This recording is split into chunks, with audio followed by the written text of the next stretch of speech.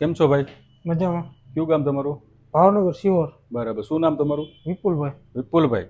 બરાબર. તમે કઈ રીતના મોટિવેશન થયું હતું અહીંયા સુરત અમારી પાસે આવવા માટે? તમારો રીલ્સ મોબાઈલમાં જોઈને.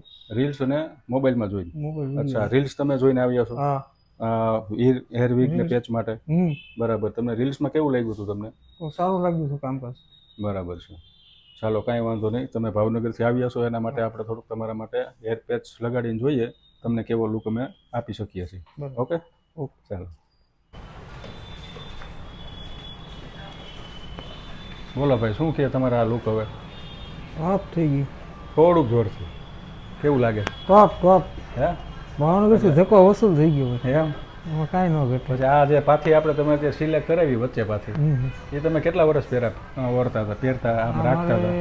ઓછામાં ઓછા 7 વર્ષ પહેલા. 7 વર્ષ પહેલા. તો હવે તમે આ વચ્ચે પાછી 7 વર્ષ પછી તો તમે તમારા માથામાં જોઈ ને? હા, પછી 7 વર્ષ પછી જોઈ. એમ? હવે તમને લાગે છે કેવું તમને? પૈસા ધક્કો બધું વસૂલ મારું. પછી આમાં તમને કેટલી પ્રકારની અલગ અલગ હેરસ્ટાઈલ બતાવી, એમાં તમને કેવું લાગે છે? એનું કામકાજ સારું છે. બરાબર. હવે તમારા આમાં જે રેફરન્સથી લોકોને મોકલશો 100%. એને ગાઈડલાઈન તમે શું આપશો એમાં કે તમને? અહીંયા સુરત તમે જાઓ, અહીંયા કરાવો, સારું કામકાજ છે ભાઈ બહુ. બરાબર. ચાલો, તમને મજા આવી?